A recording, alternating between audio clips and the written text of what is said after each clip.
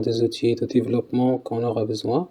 On commence par l'installation de Java. Donc, sur le site web, on télécharge Java, donc selon le système d'exploitation que vous utilisez. Dans mon cas, j'utilise donc Windows, donc je vais télécharger pour la version donc 64. Par la suite,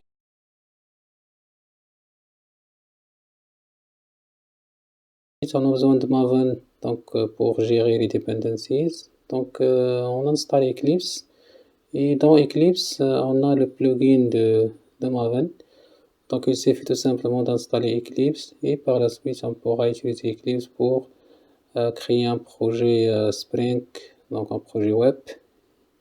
Donc, on télécharge Eclipse. La deuxième chose qu'on a besoin d'un serveur Tomcat. Il suffit de télécharger Eclipse parce que dans Eclipse, on peut aussi créer un serveur. Donc, la première chose, on va essayer d'installer Eclipse en utilisant Eclipse Installer. Donc, il faut attendre et une fois installé, vous pouvez télécharger Eclipse et l'installer. Bien sûr, vous pouvez télécharger aussi JDK du 2. Moi, j'ai déjà fait ça, donc je vais lancer Eclipse. Donc, ça prend un peu de temps. Voilà. Donc, je vais lancer le Workspace. Par exemple, je vais travailler sur Workspace 2 et j'attends Eclipse qu'il démarre. Voilà, Eclipse est démarré. Donc, bien sûr, il faut faire attention aux variables d'environnement pour vérifier ce que Java est déjà dans la variable d'environnement. Donc, on cherche dans le path. Est-ce qu'on a un GDK? Voilà. Moi, j'ai déjà GDK. Donc, Oracle, Java, Java 8 path. Donc, j'ai déjà Java dans mes variables d'environnement. Donc, ça marche. Donc, on commence par la création d'un projet web. Donc, pour Spring MVC. Donc, le type de projet, c'est un projet Maven Archetype Web App. Donc, on va faire Eclipse et on va créer un projet Maven. Donc, par la suite, je vais attendre un petit peu le chargement des archetypes, de l'architecture. Donc, ici, on utilise Web App. Donc, je vais chercher ici Web App. Voilà. Et je vais sélectionner Apache Web App et par la suite, bien sûr, je vais entrer les informations de mon projet. Et bien sûr, ici, on a besoin donc le groupe ID, c'est l'ID, entreprise name. Donc, par exemple, comme point exemple. Et bien sûr, Artifact ID, c'est le projet, c'est le nom de projet qu'on va utiliser ici, Project Root, juste un test. Voilà, ici, je vais saisir donc mon projet et je clique sur Finish pour finaliser la création de projet. Donc, il commence par le téléchargement des dependencies qu'il a besoin. Donc, il est en train de télécharger. Et une fois il termine le téléchargement, mon projet sera créé. Donc, un projet web que je peux bien sûr ajouter les dependencies de Spring MVC pour qu'il soit un projet Spring MVC. Voilà, mon projet il est créé. Donc, le POM et tout ça. Je dois vérifier quelques erreurs. Par exemple, on a des erreurs au niveau de l'index ici. Donc, pour vérifier ça, la première chose qu'on doit vérifier, on vérifie Java. Donc, on va chercher Java.path. Voilà, on a des fichiers qui sont missing. Donc, il suffit de changer le JDK. Donc, on choisit GRE, Workspace. Voilà, on clique sur Apply et par la suite, on clique sur Finish. On a encore un problème de Project Facets. Donc, on doit créer un serveur et comme ça, les pages GSP seront déployées dans un serveur. Donc, on va créer un serveur de type Tomcat, serveur que sera utilisé pour déployer l'application. Donc, je vais choisir la version 10. Voilà, Next. Et bien sûr, je vais télécharger et installer Eclipse parce que je n'ai pas téléchargé manuellement. Je vais choisir un dossier où je vais mettre mon Tomcat. Voilà, je vais choisir par exemple Tomcat 10. ok, c'est un dossier, et je clique sur sélectionner. Maintenant, il est en train de télécharger donc Apache Tomcat 10. Donc on attend un petit peu. Voilà, c'est bon, il est téléchargé. Maintenant, je peux continuer la création de mon serveur. Donc je vais déployer l'application que je viens de créer sur ce serveur et je clique sur Finish. Voilà, maintenant mon serveur il est créé. Et maintenant, je vais changer les project facets, donc pour que les applications sont déployées sur ce serveur-là, HTTP Servlet précisément. Donc apply and close. Maintenant, l'erreur doit disparaître.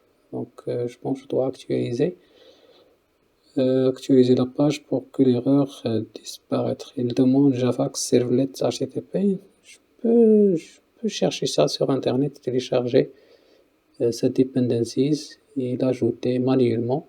Ok. Donc je vais ajouter les dependencies au niveau de POM. Donc je vais tout simplement sélectionner sur mon site web, je sélectionne tout parce que ça marche.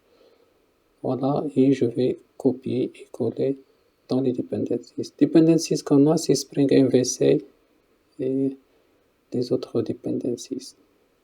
Voilà, je vais tout simplement copier-coller les dependencies que j'ai, Spring MVC et Servlet, les deux.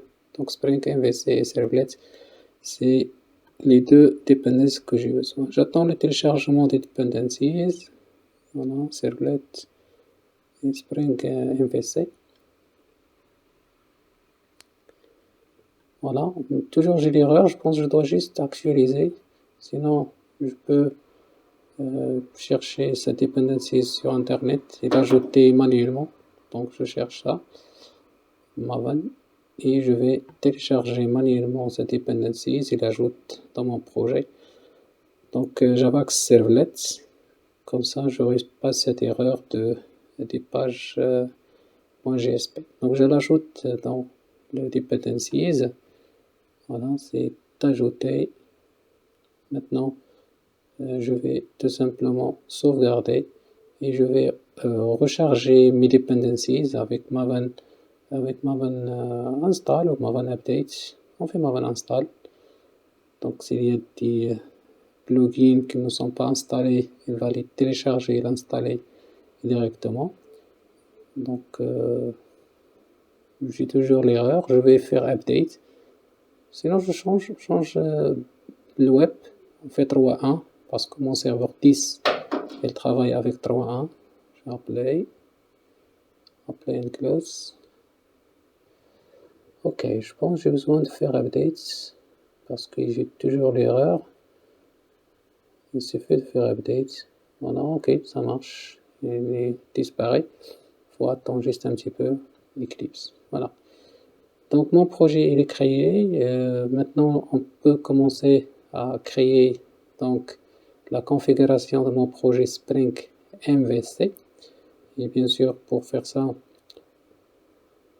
on doit ajouter la configuration à mon fichier POM. Donc je vais aller vers mon fichier web, pardon, donc le web. Et ici, dans le fichier web, bien sûr, on doit changer la configuration pour qu'il pointe vers le Spring MVC avec Spring Config et son dispatcher. On a déjà expliqué ça. L'objectif de ce cours, tout simplement, c'est la partie pratique pour ceux qui n'ont pas encore terminé donc, la partie pratique. Voilà, donc je vais copier mon web qui pointe vers le config. Et bien sûr, on doit activer le téléchargement dynamique ou automatique des namespaces. Donc, download external resource. OK. Pour la validité des fichiers XML. Comme ça, on n'aura pas d'erreur. Voilà, donc Spring Config, on doit le créer. Et c'est lui, bien sûr, qui contient la configuration de mon projet Spring MVC. On a déjà expliqué ça. Et je clique sur Finish. Maintenant, j'ajoute la configuration de mon config, donc Spring Config, bien sûr, qui contient principalement le dispatcher. Pour le moment, c'est le dispatcher, bien sûr, qui gère les requêtes HTTP avec les contrôleurs. Voilà, je vais sauvegarder. Et ça marche. Maintenant, il suffit donc de tester. Donc, c'est ça la structure de mon projet, bien sûr. Projet basique pour le moment. On va continuer à ajouter donc des pages dans ce projet. On commence par la page index, donc la page principale de mon projet, bien sûr que se trouve sur WebInf. Voilà, donc tout simplement on contient un message avec un lien vers la liste des utilisateurs. On peut tester ça pour le moment, vérifier l'état d'avancement de ce petit projet pour le moment. Donc on va lancer le projet sur le serveur qu'on vient de créer. Donc voilà, je vais choisir mon serveur, next et finish. Voilà, c'est ça le projet. Donc déployer. Je peux lancer maintenant le projet. Ok. Voilà, mon projet lancé et la page index qui sera affichée donc automatiquement. Donc, la page contient bienvenue avec un lien et un message.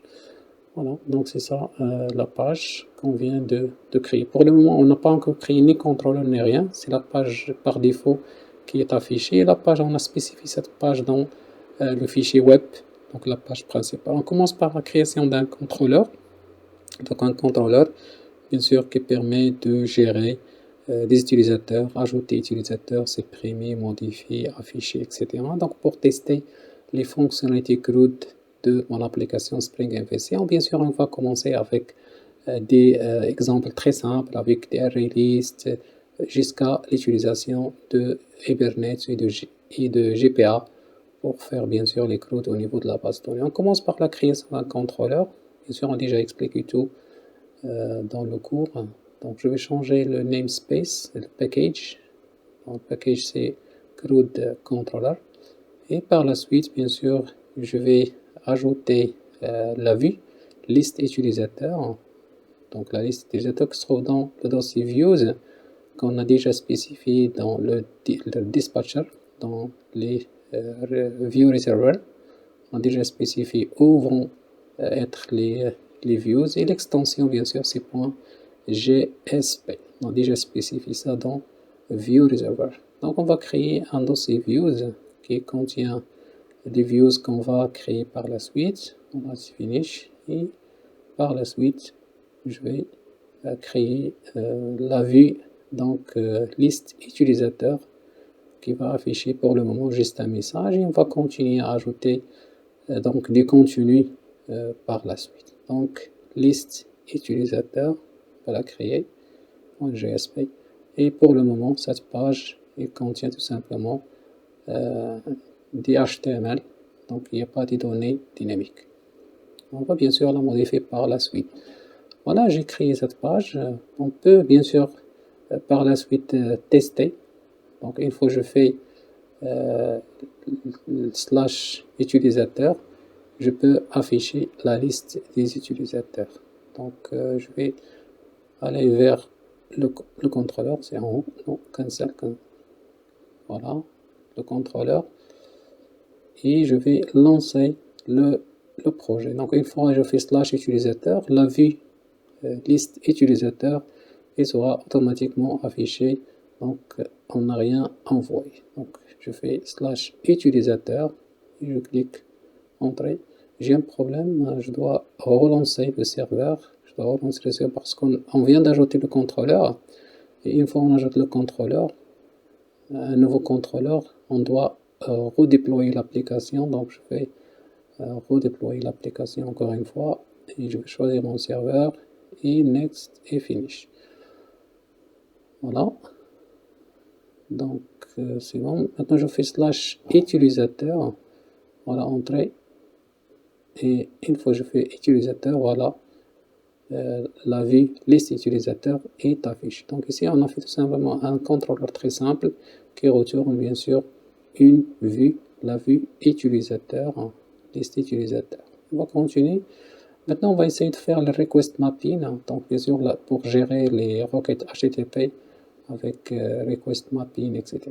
Et pour faire ça, on va travailler avec request mapping pour spécifier donc la méthode et bien sûr la route. Pour cet exemple, on va copier donc la fonction qu'on vient de créer et on va ajouter une autre fonction qui permet d'afficher le formulaire pour ajouter un utilisateur. Donc liste utilisateur, on a déjà créé. Maintenant, on va créer ajouter utilisateur, donc une vue qui permet d'afficher un très simple formulaire pour ajouter un nouveau utilisateur. Voilà, et pour le moment, c'est très simple. Hein. Donc tout simplement, un petit formulaire qui permet d'ajouter. Donc une fois que je fais slash ajouter, le formulaire ajoute utilisateur, bien sûr avec la méthode get, sera affiché. Donc je vais créer donc ajouter utilisateur et voilà le code, tout simplement un petit formulaire qui contient un input pour saisir le nom d'un utilisateur pour le moment. Voilà, donc le nom, name nom et bien sûr HTTP donc avec la méthode post et un lien permet de revenir à la liste des utilisateurs. Bien sûr, ça c'est avec la méthode get et la méthode c'est affiché. Donc on peut tester ça pour voir le formulaire. Une fois que je fais slash ajouter, le formulaire doit s'afficher. Donc je vais redéployer mon projet et je vais lancer.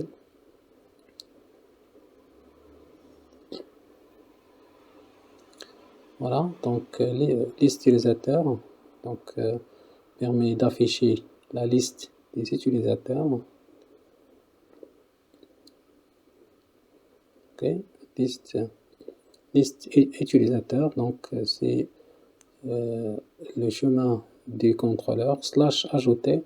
Donc automatiquement, il doit afficher le formulaire pour ajouter un nouveau utilisateur. Donc pour le moment, on n'a pas encore fait la fonction post pour récupérer les données du formulaire. On va le faire par la suite. Bien sûr, on a déjà parlé de view reserver. On a spécifié où se trouvent les views.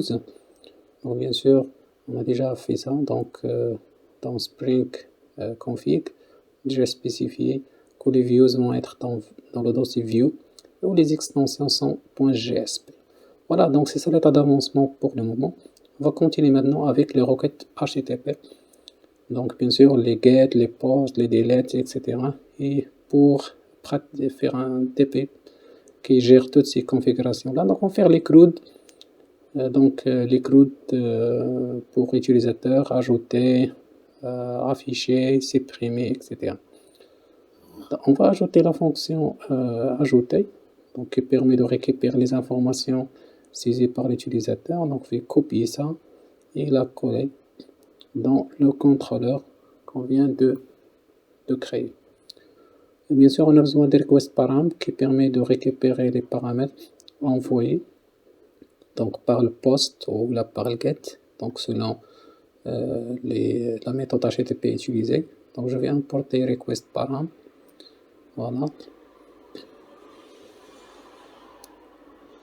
Bien sûr, ici, juste, on va afficher un message au niveau de console et on va revenir à la liste des utilisateurs qui permet d'afficher une page statique pour le moment. Et bien sûr, on va donc step by step continuer à ajouter des fonctionnalités dans ce projet. Donc je vais relancer mon application sur mon serveur.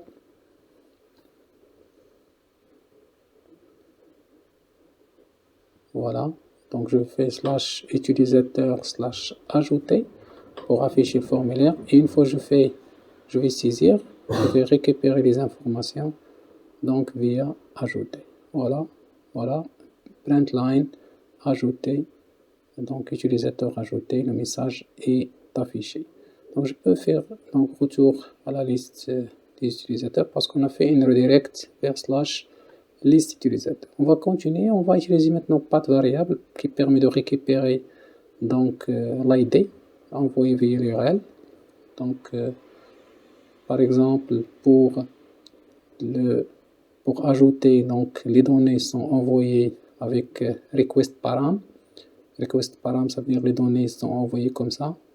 Donc key value, le nom, c'est le key user1, c'est la valeur. avec, donc ça c'est request param, non, voilà, request param non. Soit on utilise le post, soit on utilise le get. C'est les deux. Ça permet de récupérer données avec request param. Par la suite, avec la méthode path variable, ici on n'a pas besoin de key, on peut récupérer directement la valeur, mais pour faire ça, bien sûr, on doit spécifier ça dans la route. Donc je fais tout simplement slash, par exemple user1, donc je peux récupérer user1 directement avec path variable, mais on doit spécifier ça dans la route. Donc pour faire ça, on va créer une méthode supprimer qui permet de récupérer l'ID envoyé donc via l'URL et on va supprimer un utilisateur. Pour le moment, la suppression c'est juste un message println. Voilà. Donc l'ID, on va envoyer l'ID. L'ID sera récupéré avec path variable et par la suite on pourra utiliser cette ID pour faire les traitements qu'on a besoin.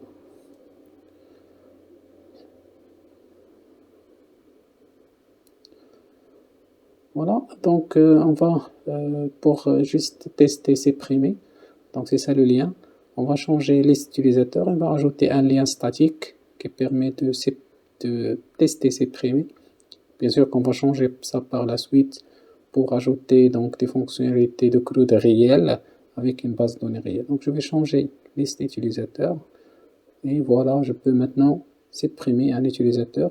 Bien sûr, il va juste afficher un message comme quoi l'utilisateur avec l'ID est supprimé. Donc je vais tester. Next, finish.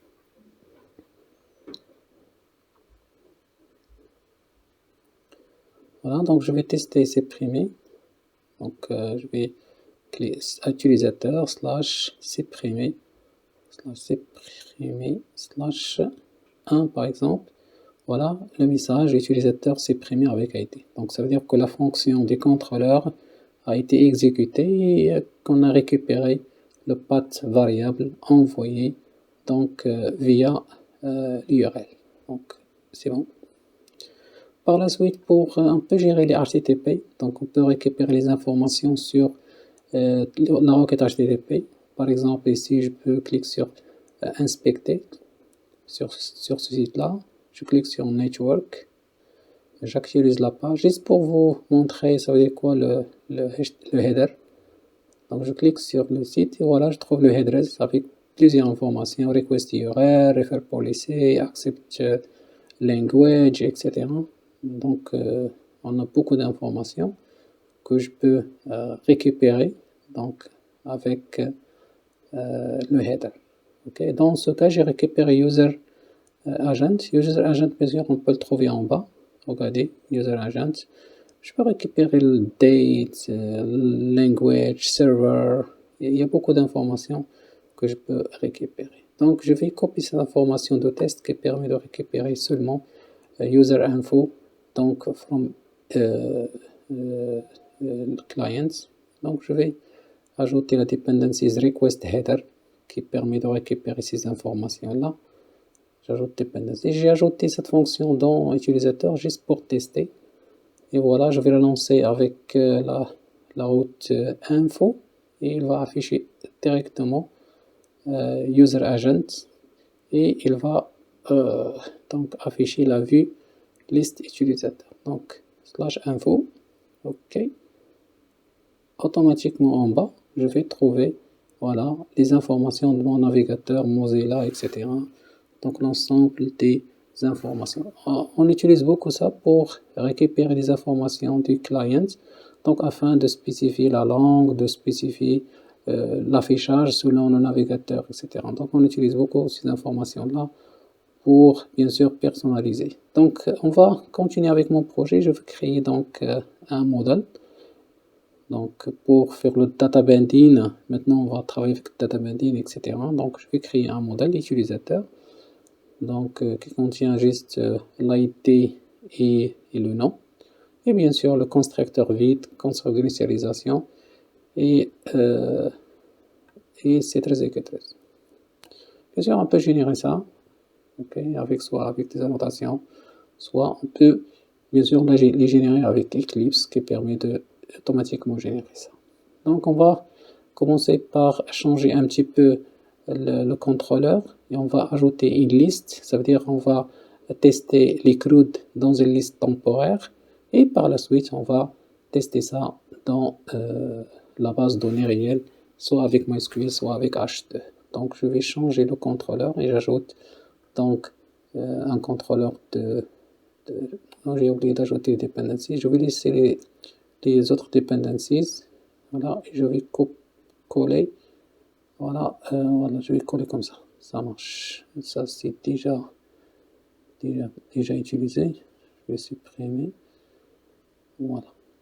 Donc, on va ajouter ces primo défis au niveau de la liste. Donc, on va changer. Maintenant, la liste utilisateur, la vue, permet de faire des if avec GSTL, permet de faire for each avec GSTL. Donc, on va modifier l'affichage. Bien sûr, on a déjà expliqué ça en cours, donc c'est pourquoi on avance vite. Voilà, le GSTL, bien sûr, permet de faire des scripts comme des if, des for each, etc. On doit ajouter la dependencies du GSTL. Voilà, donc servlet JSP GSTL, on ajoute dans le dependencies parce qu'on n'a pas encore ajouté. Donc, voilà. Je peux l'ajouter n'importe où dans dependencies. J'ajoute le dependency de GSTL et je vais bien sûr voir liste. On a toujours l'erreur. Donc, j'arrête le serveur et je vais faire une update. Comme ça, si on a des dependencies qui ne sont pas téléchargées, ils seront téléchargés. Voilà, ça marche, c'est téléchargé. Maintenant, on n'a plus d'erreur, pas de problème. Je peux maintenant continuer. Donc, maintenant, on va tester le projet. Donc, l'utilisation d'une ArrayList qui permet d'ajouter, afficher, supprimer un utilisateur. Lorsqu'on a fait update, je pense quelque chose a changé. Ok, je pense que le project facet, le type du projet a changé. Donc on doit l'ajouter. Voilà. Oh, c'est le 6, Dynamic Web 6. Non, on travaille juste avec 3. Donc le serveur 10 permet de faire run du 3. Maintenant, je peux lancer mon projet avec mon serveur que je viens de créer. Là, je choisis mon projet, je clique sur Finish. Pour le moment, on va faire les CRUD juste au niveau d'une ArrayList, juste pour tester. Bien sûr, on va faire la base de données par la suite. Donc, utilisateur / ajouter, voilà. Je peux ajouter un user1, et je clique sur ajouter. Voilà, voilà, c'est ajouté. Je peux ajouter un autre utilisateur. Bien sûr, tout simplement, c'est au niveau d'une liste. Et voilà, user1, je peux supprimer user1 et supprimer user2. Donc, les fonctions qu'on a créées dans le contrôle. Maintenant, on va essayer de parler de model et view. Ça veut dire comment je peux envoyer les données vers une vue. On peut utiliser model view, donc qui permet d'envoyer des objets à une vue. Donc, au lieu de travailler avec return view, ici, on va retourner un model view. Ok, donc on a déjà expliqué ça. Donc, on va changer la fonction liste utilisateur. Donc, au lieu de retourner voilà, une chaîne de caractères, on doit retourner model view. Donc, je vais importer model view. Ok, donc model view qui permet donc de retourner une vue et d'envoyer les données. Dans ce cas, on va envoyer utilisateur, c'est-à-dire ArrayList, le tableau des utilisateurs qui seront envoyés à la liste, donc via la variable utilisateur, qu'on peut bien sûr boucler, voilà, boucler sur utilisateur pour afficher les informations de l'utilisateur. Donc bien sûr le test c'est exactement la même chose. Maintenant on va essayer de voir donc l'intégration de TeamLeaf et FrameMaker, bien sûr. Donc une chose très importante concernant data binding. Alors data binding, ça veut dire la liaison entre la classe et le view, C'est-à-dire, par exemple, lorsqu'on a affiché le formulaire, on va envoyer à un utilisateur un objet à la vue. Donc, il permet de faire quoi? Permet de faire la liaison entre les inputs de la vue et l'objet. Donc, on va changer afficher formulaire avec afficher formulaire qui permet d'envoyer un objet vide. Donc, cet objet-là, il sera envoyé à la vue. Et bien sûr, ici, on va faire ce qu'on appelle data binding. C'est quoi data binding? Ça veut dire le formulaire, il va recevoir un utilisateur via model attribute, soit ajouté, soit modifié. Donc, model attribute utilisateur, ici, l'utilisateur qu'on a envoyé. Donc, et par la suite, on doit faire la liaison entre les inputs du formulaire et les attributs de l'utilisateur. Donc, je change ajouter, donc utilisateur, et voilà, path nom. Le nom, c'est un attribut de utilisateur. Path nom. Et bien sûr, si on a plusieurs attributs, on aura plusieurs inputs. Voilà, utilisateur, c'est l'objet qu'on a envoyé à la vue. Maintenant, je peux changer liste utilisateur pour ajouter les fonctionnalités comme supprimer, modifier, etc. qu'on a déjà créé pour tester l'application donc complète.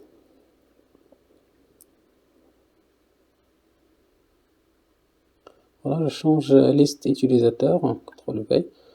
Voilà, je ne vais rien changer, donc c'est la même, supprimer, modifier. Je vais arrêter mon serveur et relancer l'application pour bien sûr voir l'exécution.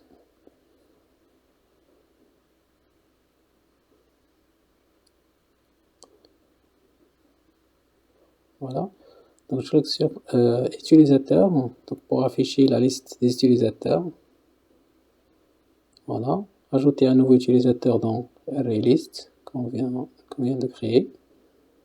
User1, ajouter. Voilà, je peux modifier, supprimer un autre utilisateur, user2. Je peux modifier et je peux supprimer. Donc ici, on a travaillé avec model attribute. Par la suite, on va essayer de voir la validation des données avec Hibernate Validator. Et pour faire ça, on doit ajouter la dependencies de Hibernate Validator pour valider les données donc avec des règles de validation. On va essayer de voir un exemple de validation au niveau des entités. Ok, class switch. Ok, j'ai pas besoin de class switch. Okay. Ça c'est fait. Ok. Voilà, donc voilà, c'est ça. Dans la partie modèle, on va ajouter des règles de validation. Donc, par exemple, le message, le nom is required avec size, par exemple, égal à 2. Bien sûr, on peut ajouter n'importe quel type de validation, bien sûr, qui se trouve dans Hibernate Validation. Pour le moment, on a travaillé avec required et avec le size, c'est inférieur ou égal, supérieur ou égal à 2. Dans le contrôleur, pour valider les données donc reçues, on ajoute @valide qui va valider les données reçues donc via model attribute qu'on a envoyé au formulaire. Et si on a des erreurs, on va revenir à ajouter. Si on a des erreurs, on va revenir à modifier, bien sûr, avec un message d'erreur. Déjà expliqué ça. Donc je vais modifier, ajouter et modifier. Donc je supprime. Non, c'est pas ça. Ajouter avec post. Normalement, c'est pas ajouter avec le get, c'est ajouter avec post parce que c'est elle qui permet de récupérer les données. Voilà. Donc j'importe model attribute pour récupérer le model attribute qu'on a envoyé à la vue ajoutée ou à la vue modifiée. Model attribute. J'importe valide qui permet de valider les données reçues, bien sûr, selon les règles de validation qu'on a ajoutées dans l'entité utilisateur. Ok. Voilà. Par la suite, pour afficher donc les messages de validation, on va changer ajouter utilisateur, on ajoute erreur, donc forme erreur avec le path sinon, ça veut dire la validation du colonne de l'attribut non. Bien sûr, on va si on a des erreurs, on va toujours revenir à la liste avec les messages d'erreur. Donc le message d'erreur sera affiché selon les règles de validation qu'on a créées. Donc je vais modifier ajouter utilisateur et j'ajoute la nouvelle validation qu'on vient de faire. Voilà, donc c'est la validation. Et je vais tester bien sûr la validation. Bien sûr ici on a juste le nom.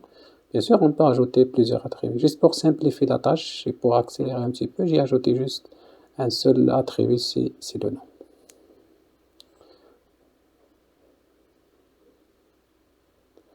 Voilà, je vais ajouter un nouveau utilisateur, utilisateur/ajouter pour afficher le formulaire. OK, et je clique sur ajouter, voilà, le nom doit avoir au moins 2 caractères, donc la validation ça marche. Je fais A, il me dit le nom doit avoir au moins 2 caractères parce qu'il doit dépasser 2 caractères. Et maintenant, si je saisis un nom valide, voilà, ajouter, il s'ajoute sans aucun problème. Donc ça, c'est juste un très simple test de validation. Voilà, maintenant on arrive à la partie base de données, ça veut dire l'intégration d'une base de données avec GDPC et avec Hibernate. Donc la première chose qu'on doit faire, on doit ajouter les dependencies pour le GPA, etc. Donc on utilise Hibernate ORM, Spring ORM, ok, et bien sûr H2 comme database. Bien sûr on peut utiliser MySQL ou H2. H2 c'est juste une base de données donc au niveau de scission. Donc une fois on arrête l'ordinateur, il sera disparaître. Voilà. Donc on ajoute les dependencies qu'on aura besoin et je vais par la suite changer un petit peu le projet. J'ajoute entité donc qui permet de créer la table dans la base de données avec un ID primary key et un primary key auto-increment. Bien sûr la validation ça reste elle-même. Donc je change l'entité donc, qui permet de créer la table. Une fois que je lance mon projet, la table utilisateur sera créée avec l'ID et avec le nom. Par la suite, on va travailler avec GPA Repository, donc bien sûr qui fait la communication avec la base de données, donc avec Spring Data GPA Repository. Donc la communication avec la base de données se fait avec Repository. Donc on va créer une interface repository, GPA Repository. Dans ce cas, c'est utilisateur repository qui contient bien sûr l'entité utilisateur et le type du primary key c'est ID, le type c'est integer. Donc je vais la déplacer vers repository et voilà, ça marche. Maintenant, je vais créer un service, bien sûr, qui va implémenter repository. Il va appeler fonction find by ID, fonction save et fonction delete, bien sûr, from repository qu'on vient de créer. Je vais créer ce service-là, donc qui permet de communiquer avec l'interface et le contrôleur. Donc je vais copier tout.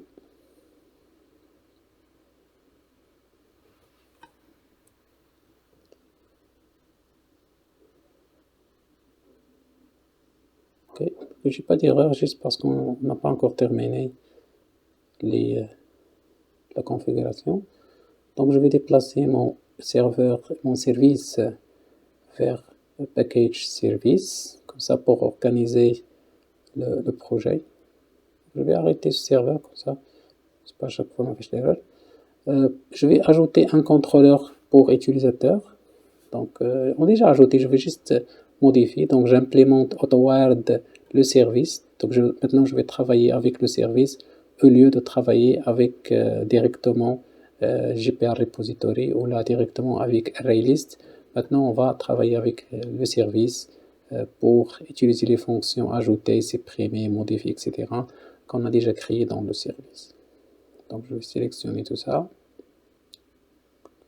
et je l'ajoute dans le service, dans le contrôleur, utilisateur contrôleur qu'on a déjà créé. Donc je vais supprimer ArrayList, tout ça, et j'ajoute donc le service bien sûr, qui communique avec la base de données H2 pour donc gérer l'utilisateur. On doit mettre à jour Spring Config parce que normalement ici, on doit ajouter la configuration de base de données, donc data source base de données, avec Entity Manager, bien sûr, c'est elle qui gère la base de données, donc avec le modèle, avec MySQL Dialect, avec l'affichage des requêtes SQL, etc. Et bien sûr, Transaction donc, Manager qui gère les transactions au niveau de la base de données. Donc, et bien sûr, les repositories, on a spécifié où se trouvent les repositories. Donc, on a un petit changement au niveau de Spring Config pour qu'elle crée les bins nécessaires pour communiquer avec la base de données. Voilà. Donc, c'est bon. Maintenant, on va tester donc les CRUD au niveau de la base de données pour vérifier est-ce que s'ajoute ou pas. Ok. Ok, ça marche. Maintenant, je vais tester. J'ai une petite erreur. Donc, servlet XML. Ok, je pense que je dois refaire. Je pense juste un problème. J'ai pas sauvegardé.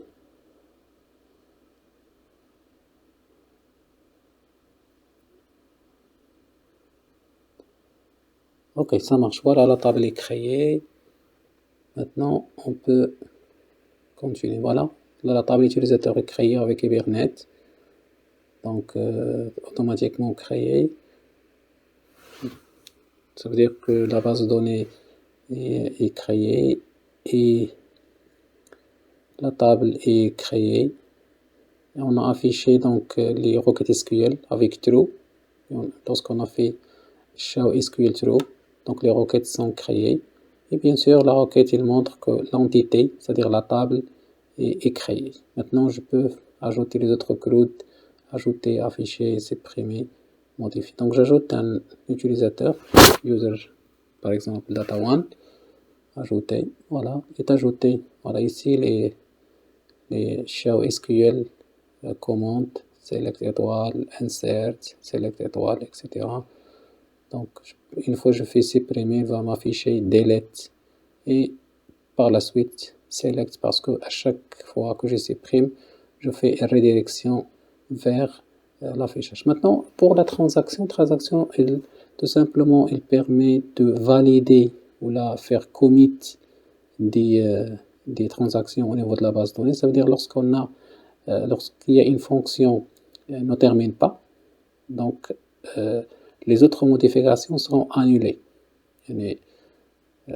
S'il y a des exceptions, s'il y a n'importe quel problème, donc les autres transactions qui sont déjà créées dans la même fonction, ils seront alignées. Donc il y aura rollback.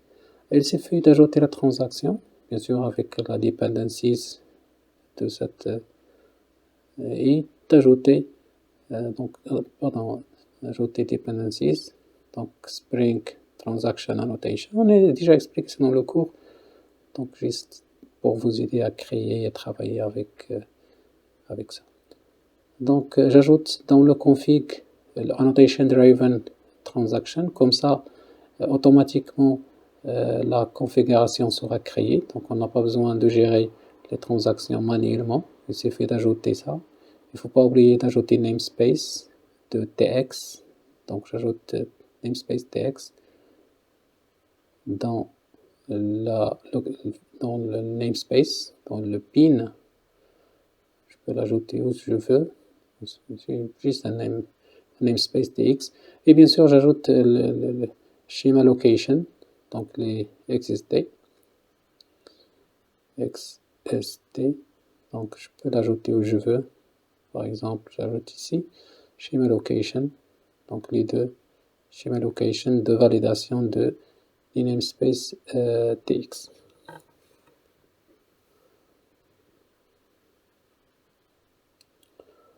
Voilà, ça marche. Maintenant, je peux tester donc les transactions.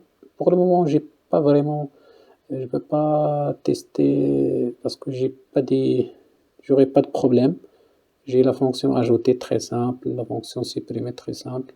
Donc, il n'y aura pas des exceptions qui vont empêcher les transactions.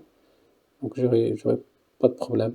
Franchement, si j'ai des traitements, j'ai plusieurs fonctions, et si ces fonctions-là contiennent des transactions, à ce moment-là, s'il y a une erreur au niveau d'une transaction X, les autres transactions qui sont déjà faites, elles seront donc annulées. Mais pour moi, j'ai juste save, update, donc il y a une seule transaction, j'ai pas plusieurs.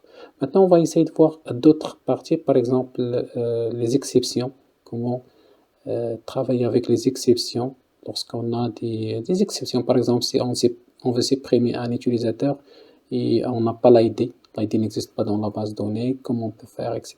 Donc pour faire ça, on va créer tout simplement donc, une exception. Donc, et cette exception-là sera déclenchée, par exemple, lorsqu'on a, par exemple, illegal argument exception. Illegal argument exception, c'est ça l'exception, qui va tout simplement récupérer un message dans, bien sûr, la page erreur. On va créer la page erreur qui permet d'afficher l'erreur avec un message de l'exception. Et on va à chaque fois déclencher illegal argument, et une fois illegal argument est déclenché, la méthode gérer sera déclenchée. Donc, exception handler, ça veut dire que gérer exception écoute illegal argument exception. À chaque fois que cette erreur est déclenchée, la méthode gérer exception sera déclenchée. On a déjà expliqué ça, c'est juste pour faire le TP. Voilà, CTRL V, et voilà, on va tester. On ne va rien changer, on va juste ajouter la page erreur qui, bien sûr, sera déclenchée lorsqu'on a des erreurs, donc de l'exception illegal argument exception. Donc je vais créer la vue. J'arrête le serveur comme ça dérange un petit peu. Donc je vais créer la vue dans Views, la vue erreur, qui permet d'afficher un message d'erreur lorsque l'exception est déclenchée.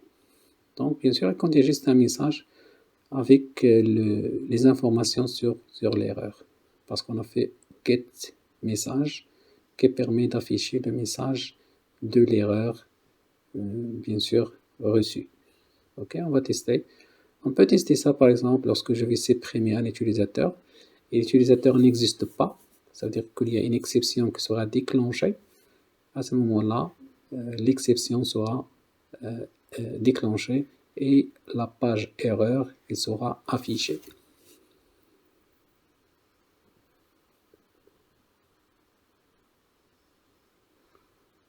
Voilà, j'affiche la liste d'utilisateurs, j'ai rien, je clique sur supprime par exemple, ça n'existe pas un utilisateur avec cette ID, je clique, voilà, erreur, et c'est revenu.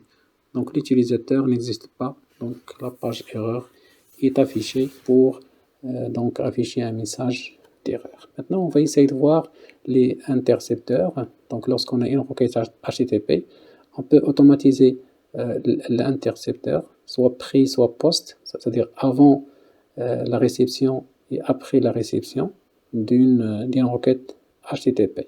C'est-à-dire avant la réception et après donc l'exécution d'une requête. Donc il contient le request, le HTTP et le handler, bien sûr.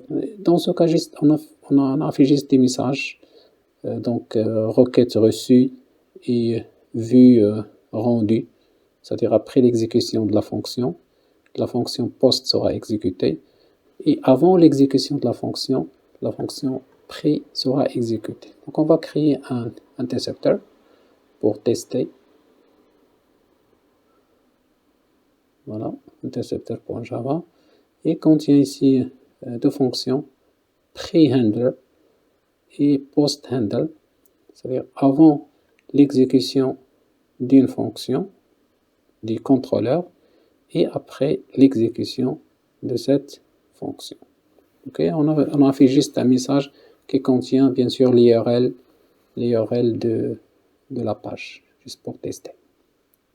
Donc pre-handle et post-handle. Pour automatiser la configuration des intercepteurs, on doit ajouter donc la classe qu'on a créée dans Spring Config, et comme ça on va automatiser la création de bin, donc log interceptor, qui permet d'intercepter les requêtes HTTP donc reçues dans l'application. Ici, dans toute l'application, n'importe quelle requête est reçue, on peut faire des traitements, donc soit avant l'exécution de la fonction du contrôleur, soit après l'exécution de la fonction du contrôleur. Donc on va tester n'importe quel clic, voilà, requête reçue et ajouter, requête reçue et vue rendue, donc automatiquement s'exécute pour bien sûr faire des traitements pré et des traitements post. Okay. On a juste affiché un message pour cet exemple de test. Maintenant, on va passer à l'internationalisation, c'est-à-dire lorsqu'on a des applications avec multilangues. Donc pour faire ça, on va créer des fichiers qui contiennent les variables donc, selon chaque langue.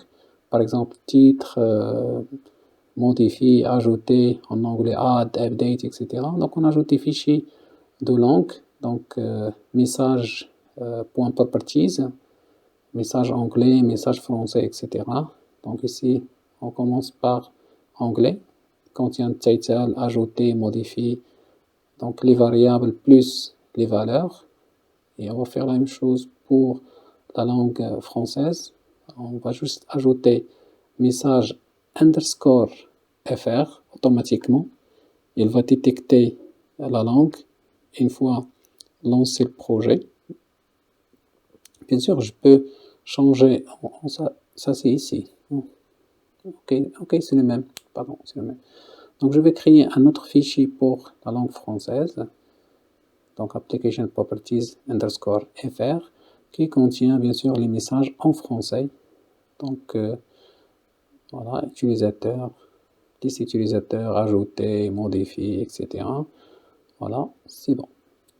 Maintenant, pour finaliser ça, voilà, ça c'est anglais, ça c'est français.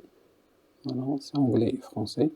C'est le même fichier juste parce que la partie en bas c'est déploiement. Maintenant, j'ajoute un bin qui permet d'automatiser la détection des langues. Donc, et bien sûr, j'aurai des messages. Voilà, message, c'est ça mon fichier, message. Le base name c'est message. Et par la suite, underscore fr, underscore anglais, underscore arabe, etc. Donc, j'ajoute dans le fichier de configuration donc un bin qui permet de gérer donc l'internationalisation de mon application. Ok. Voilà. Maintenant, pour utiliser l'internationalisation, je vais appeler les variables. Donc, le Spring Message Code. Le code, c'est list title, par exemple. Aucun utilisateur. Donc, Spring Message, aucun utilisateur, etc. Donc, automatiquement, il va afficher le contenu de la variable, donc selon la langue sélectionnée ou selon la langue default language for the current user. Donc ça dépend de la langue. Voilà, je vais changer les views pour afficher d'une manière dynamique les messages donc selon la langue de l'utilisateur. Ajouter la même chose. Donc titre ajouté, donc le titre, donc soit en anglais titre ajouté, soit en anglais, soit en français, donc selon la langue de l'utilisateur. Donc les données vont changer. Voilà. On va tester maintenant. Donc pour le test, je vais arrêter. N'oubliez pas, lorsque je veux changer la langue, je vais slash, donc point d'interrogation fr, ou point d'interrogation language égale en.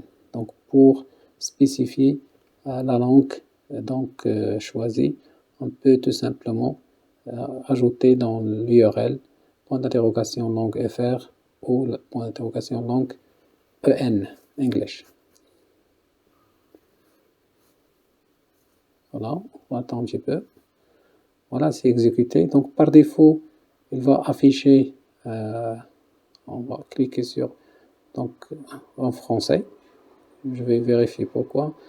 Donc normalement, ça affiche French, liste utilisateur. OK.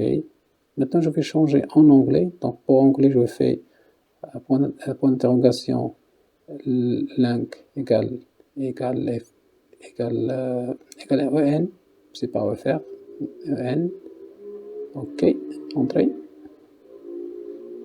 donc language en, ça marche pas, ok, je pense que j'ai un petit problème, normalement on doit afficher le message en anglais, c'est pas en français, ok, ça doit être en français, ok, je vais changer le nom de fichier vers message en, message underscore en, comme ça elle pourra détecter la langue choisie. Maintenant, on va tester en.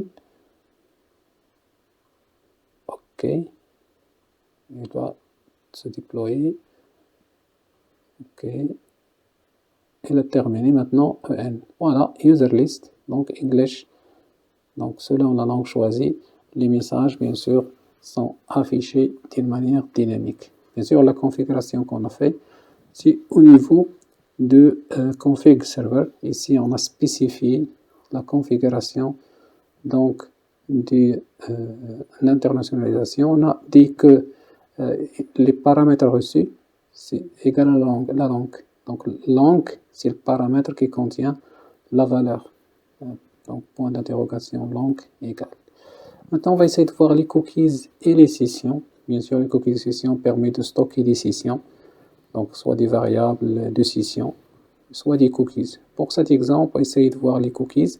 Par exemple, si je veux compter le nombre de visites d'un utilisateur, donc on a créé une variable, et chaque fois que l'utilisateur lance une page, on va bien sûr compter le nombre de pages, le nombre de visites de cet utilisateur, on va le sauvegarder dans la session, on va l'afficher dans liste utilisateur. Donc pour faire ça, je vais changer liste utilisateur en ajoutant l'utilisation des sessions.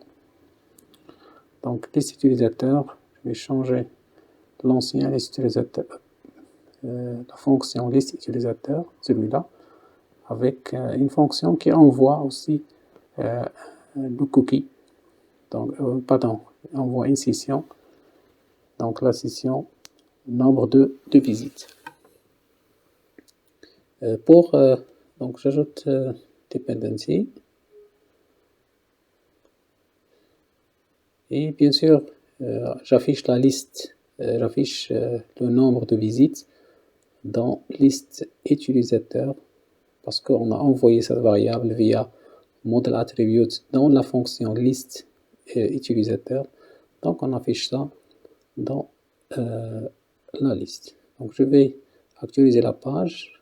Voilà, nombre de visites 1. Une fois je vais actualiser la page, visite 2, visite 3, visite 4, etc. Donc c'est une variable de session tout simplement qui s'incrémente à chaque fois que l'utilisateur lance une nouvelle page. Voilà. Maintenant, on va essayer de voir la Spring Sécurité, donc la sécurité. Et pour faire la sécurité, on va travailler avec sécurité donc manuellement.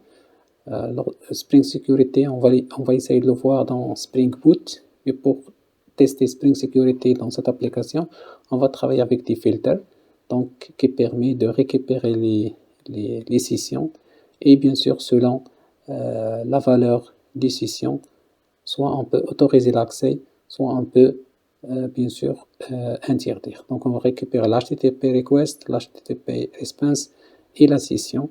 Donc session égale false, donc la session ne sera pas créée s'il n'existe pas. Par la suite, on va récupérer l'URL de l'utilisateur style URL and par /login/2login, ça veut dire qu'on peut autoriser l'accès. C'est-à-dire l'utilisateur, même s'il n'est pas connecté, il peut faire ça. Si la session égale nulle ou si l'utilisateur connecté égale nul, à ce moment-là, on va faire redirection vers /login. Sinon, on peut laisser passer l'utilisateur. C'est un test très simple pour tout simplement travailler avec la sécurité. Donc, une sécurité très simple. Bien sûr, la sécurité, on va essayer de la faire avec Spring Security tout de suite. Donc, je vais créer ce filtre-là qui permet d'intercepter donc, les requests HTTP et bien sûr, selon les conditions qu'on a mises, soit il va laisser passer, soit il va donc faire une redirection vers login. Donc voilà, on a créé le filtre. Par la suite, je dois ajouter ce filtre dans le web. Comme ça, n'importe quel request qu'on a reçu, il sera traité par ce filtre-là, out filter. N'importe quel request, n'importe quelle route, il doit passer par ce filtre-là avant de poursuivre donc l'exécution. Donc on va ajouter dans le web, même avant même de parler de dispatcher. Dans le web, avant d'entrer dans le dispatcher, on commence à exécuter filter. Donc, on va créer tout simplement un très simple login et de login et logout pour tester ça. Donc, on va créer un contrôleur, login controller. Donc, tout simplement un contrôleur qui permet de faire login, logout, et fonction login qui permet de faire un login statique avec admin 1, 2, 3, 4. Donc on n'a pas utilisé, on peut utiliser base de données, c'est petit. Voilà, donc on va afficher la page login. On doit créer la vue login. Donc la vue login qui contient donc username and password. On va la créer dans views. Donc login.jsp. Et voilà, donc tout simplement un petit formulaire qui contient username and password. Bien sûr, vous pouvez voir le code source sur le site web fixwins.com pour tester tout ça. Donc on a un petit if, si on a reçu donc dans les paramètres erreur, j'affiche un message. Donc la partie login va afficher un message. Si on a reçu paramètre erreur, ça veut dire dans le contrôleur on a envoyé donc paramètre erreur, donc qui est donc si on a admin et mot de passe 1, 3, sinon on affiche erreur. Voilà, admin et le mot de passe c'est 1, 2, 3. Dans ce cas, c'est bon. On va créer la session avec utilisateur égale username, donc qu'on a créé. Sinon, on va afficher un message d'erreur. Et voilà, j'ajoute le lien des connexions dans la liste pour faire le logout. Une fois que je fais le logout, tout simplement on va donc invalidate session, c'est-à-dire on va vider la session qu'on a créée. Donc j'ajoute ce lien dans liste utilisateur. Voilà. Et maintenant, on peut tout simplement tester l'exécution. Donc je fais /, voilà, automatiquement il demande la connexion pour, je vais me connecter correctement, admin 1, 2, 3, 4, et je fais OK, voilà. Maintenant, je peux donc continuer, je peux me déconnecter, etc. Voilà, donc c'est tout. Pour l'authentification, autorisation, on va essayer de voir ça par la suite dans le cours de Spring MVC. On va implémenter Spring Security. Donc le cours suivant c'est Spring Boot. Et dans Spring Boot, on va essayer de simplifier les choses avec Spring Boot. On va essayer de voir Spring Security, etc.